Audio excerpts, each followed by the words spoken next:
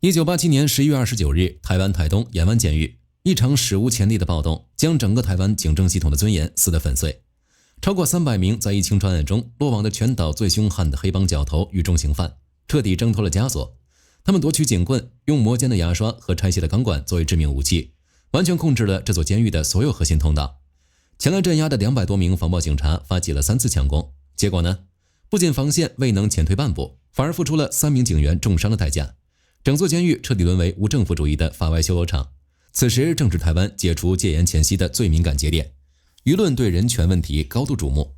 一旦军警选择开枪射杀囚犯，势必将引发一场全岛级别的政治海啸。就在这时，他们却如潮水般退回深渊。今天，火力军带大家透过浩如烟海的解密情报，拨开长达40年的历史迷雾，掀开这台潜伏在深海与暗夜中的终极杀戮机器——海军陆战队特勤队，但大家更喜欢叫它黑衣特勤队。在台湾军方的武力体系里，有3支站在金字塔最顶端的特勤力量，被称为3大特勤队。但绝大多数人对他们的排名从一开始就错了。第一支是陆军的梁山特勤队，现在去网上搜索，能找到他们一大堆演习视频和招兵宣传片。空降突击，重火力压制，敌后斩首，什么场面劲爆拍什么。他们是军方摆在明面上的战力名片，恨不得让所有人都知道台湾有这么一支能打的空中突击部队。第二支是宪兵的夜鹰特勤队，他们的曝光度更高，台北街头的政要护卫，机场的反劫机演习，重大活动的安保现场，总能看到他们的身影。他们擅长城市近距离作战，在狭窄的楼道和机舱里确实是顶尖的好手。但很少有人知道，这2支常年活跃在聚光灯下的部队，在军方内部的优先级从来都排不到第一。真正站在战力天花板上的是那个连名字都曾经是绝密的第3支部队。不同于其他特勤部队的多面手定位，黑衣部队自1980年由当时的领导人蒋经国下令秘密组建的那一刻起，其战术基因就是一个水下渗透。在所有特种作战的图谱中，这是死亡率最高、容错率绝对为0的禁区。在丛林或城镇，即便你大腿中弹，依然可以依托掩体呼叫火力网支援。但在水下50米的幽闭深渊中，如果你的潜水服被划破一个针尖大小的孔洞，恐怖的海水压强会在30秒内将你的5脏6腑挤压成一团肉泥。只要你因为生理恐慌而多呼出一个气泡，方圆1公里内的敌方高精度声呐就会瞬间捕捉到你的位置。在这里，失败不意味着撤离，只意味着永长眠于深海。为了锻造出适应这种绝境的兵器，黑衣部队的选拔门槛达到了令人发指的程度。候选人必须是服役满5年以上的陆战队精锐老兵，智商测验不得低于110，直系3代以内哪怕有极其微小的犯罪记录，也会被毫不留情的淘汰。光是第一道筛选就已经将99%的人挡在了门外。而真正摧毁人性的是随后长达9个月，淘汰率高达惊人的96%的地狱淬炼。有观众或许在电视上看过陆战队著名的天堂路，那是一条用锋利珊瑚礁铺成的100米死亡通道，所有的参训者必须赤裸着上身，以匍匐愉悦的姿态在礁石上翻滚。锋利的边缘会毫不留情地切开他们的胸膛，剥去手肘和膝盖的皮肉，深可见骨的伤口不断向外渗血。但这仅仅是黑衣部队入门的热身。黑衣部队的训练核心在于重塑人类的生物本能，他们要在毫无光线的深海暗流中，依靠简约的微型潜水器和指南针，完成几十公里的长途水下渗透。他们被要求在冰冷的水下连续潜伏10几个小时，不吃不喝，将呼吸与心跳强行压制到濒死的边缘。教官要确保的是，当这些士兵在实战中被子弹击穿或利刃刺伤，或者面临窒息绝境的瞬间，他们的大脑中被激活的绝对不是疼痛或逃跑，而是如同机械指令般念头继续完成任务。正是因为这种极端的危险性和敏感性，黑衣部队享受着台湾军方最高级别的保密待遇。1980年到1995年，整整15年，这支部队在官方的编制表上是彻底空白的，没有番号，没有公开预算，没有人员名单。他们的薪水从海军的秘密账户单独发放，家属只知道自己的亲人在海军服役，具体在哪儿做什么一概不知。这支部队当初的神秘远超我们想象，公开的实战记录少之又少。真正意义上的实战发生在1994年。实战淬火，任何一支被称为幽灵的部队都必须经过真实鲜血的淬炼，才能从训练机器蜕变成真正的战争机器。对黑衣部队而言，那场让他们真正意义上第一次从深海浮出露出獠牙的，还是那次打击海盗的行动。上世纪90年代，台湾周边海盗活动猖獗，每年都有数十艘台湾渔船被劫持，很多案子警方和海巡队根本不敢碰，最终只能秘密交给黑衣部队处理。其中最经典的一次发生在1994年7月，一艘注册在高雄的远洋渔船在巴士海峡被5名菲律宾海盗劫持，船上8名船员沦为人质。海盗持有自制手枪和砍刀，扬言如果海巡队敢靠近，就杀害人质并炸沉渔船。海巡船在周边追踪了整整3天3夜，始终找不到强攻的机会。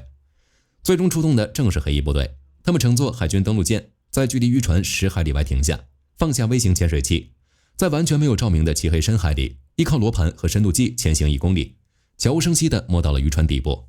队员们从船尾螺旋桨上方的雷达死角爬上甲板，全程没有发出一点声音。从第一个人登舰到控制全部海盗，只用了12分钟，整个过程没有开一枪。另一桩发生在1997年的高雄港走私案同样震撼。当时情报显示，一艘巴拿马籍货轮的岸舱里藏有大批毒品，6名走私分子持有2把冲锋枪和3把手枪，并且已经把岸舱从内部焊死，普通警力根本无法破舱强攻。一旦打草惊蛇，走私分子很可能会销毁证据并负隅顽抗。黑衣部队再次从水下切入，他们在凌晨3点所有人都熟睡的时候，用定向爆破技术精准炸开了岸舱的铁门，爆炸威力刚好只破坏门锁，没有伤到船体和里面的人。从爆炸到控制全舱只用了30秒，走私分子甚至还没来得及拿起武器，就已经被按在了地上。这次行动当场查获安非他命120公斤，市值超过1.2亿新台币，是当年台湾最大的毒品走私案之一。这些任务从未被官方高调宣传，没有勋章，没有报道，甚至在军方公开的档案里都找不到任何记录。直到2015年被多家媒体报道，才第一次透露了其中的冰山一角。他们永远是深夜出海，黎明返航，任务结束便重新引入深海。也正因如此，这支从1980年诞生起就活在保密条例里的部队，才成了台湾3大特勤中最神秘、最让人忌惮的存在。但就是这样一支近乎完美的秘密尖刀，却在1999年被军方突然裁撤。所有队员被分散分配到其他单位，为什么军方会亲手毁掉自己最锋利的一把刀？很多人以为黑衣部队被裁撤是因为战斗力不行了，或者是没有任务了，但事实恰恰相反，他们被裁撤正是因为他们太能打、太神秘，也太不受控制了。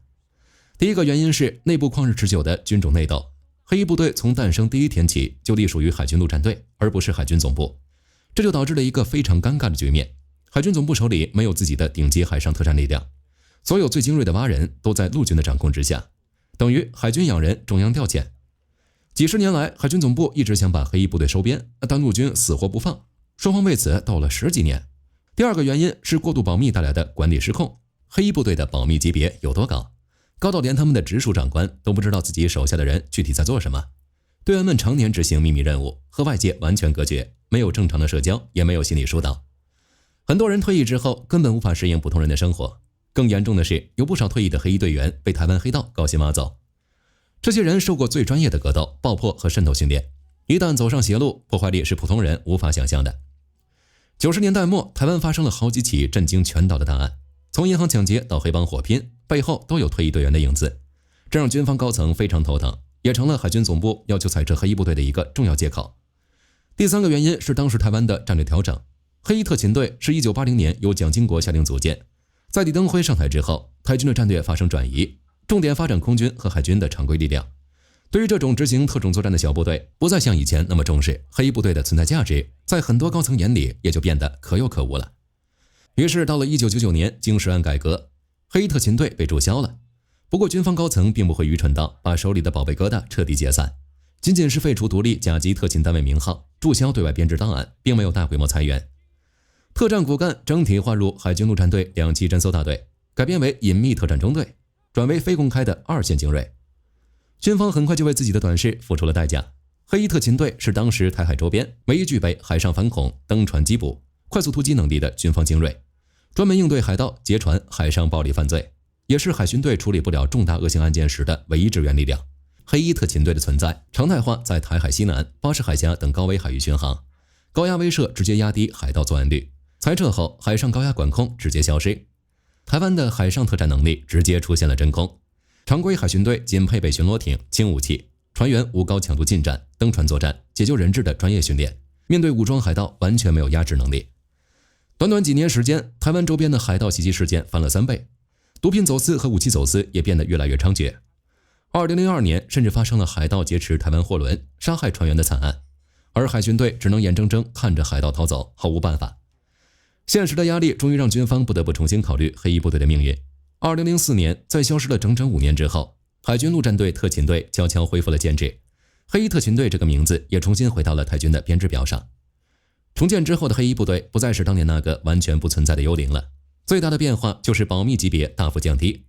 现在可以在网上找到他们的演习视频，看到他们的招兵广告，甚至能买到印有他们队徽的纪念品。他们会定期参加各种公开的军事演习，也会在媒体上露脸，介绍自己的训练和任务。但有一样东西从来没有变过，那就是他们的训练标准。直到今天，黑衣部队的淘汰率依然高达 96%， 是所有台军部队里最高的。那条著名的天堂路依然是每个队员必须跨过的门槛。他们的水下渗透训练依然要求在没有任何照明的深海里前行几十公里，不能发出任何声音。因为他们很清楚，无论时代怎么变，无论曝光度有多高，他们的核心使命永远没有变。他们依然是台湾军方手里最锋利的一把刀，依然是那个藏在深海里，在最黑暗的时刻才会出鞘的幽灵。当时间线跨越千禧年，现代战争的底层逻辑发生了巨变，军方高层面临着一个极其冷酷的战术折旧问题。如果费尽心血培养出来的深海幽灵，在刚一露出水面时，就被几百公里外的一架廉价巡逻无人机发现，并随之招来一轮远程火箭炮的火力覆盖，那么这些士兵在天堂路上流的每一滴血，都将沦为毫无意义的沉没成本。要让这把古老的暗杀之刃在现代防空网中再次变得见血封喉，就必须进行一场彻底的锻造升级。而负责操刀这场核心改造的是美军特种作战体系中真正的老牌刺客——美国陆军第一特种作战大队，也就是绿扁帽。长期以来，美军在台湾的协训活动总是遮遮掩掩。其实，早在2000年前后，绿扁帽第一特种作战群就以低调和几支特勤队展开非公开特战交流，以小批量单项授课、战术研讨为主，全程高度保密。台防务部门长期否认。直到2019年，美军绿扁帽官方宣传片直接放出与台军特战协训画面，秘密合作彻底浮出水面。2年后，美方设立特战合作组，固定半年轮替驻台，将黑衣特勤队纳入常态化驻训对象，合作走向制度化。台湾特种部队虽然训练极其残酷，但长期存在一个致命的系统性短板——久训未战。他们的许多战术动作依然停留在旧时代的沙盘推演中，而常年游走在生死边缘的绿扁帽精通如何在极度劣势下阻止敌后游击，如何煽动反抗，以及如何在极其复杂的城市钢筋水泥丛林中打城市巷战。美军教官毫不留情地打掉黑衣部队僵化的操点，将他们在深海中淬炼出的残忍底色完美地嵌入到了现代城市反恐与关键设施攻坚的战术链条中。同时，美军带来的另一项微型黑科技再一次强化了黑衣特勤队的能力，那就是黄黑风微型无人机。在传统的室内突击或敌后渗透中，特战小队面临的最大危险来自视野盲区。为了看清一堵墙后面有没有重机枪阵地，或者一扇门后有没有鬼雷，往往需要用血肉之躯去探步。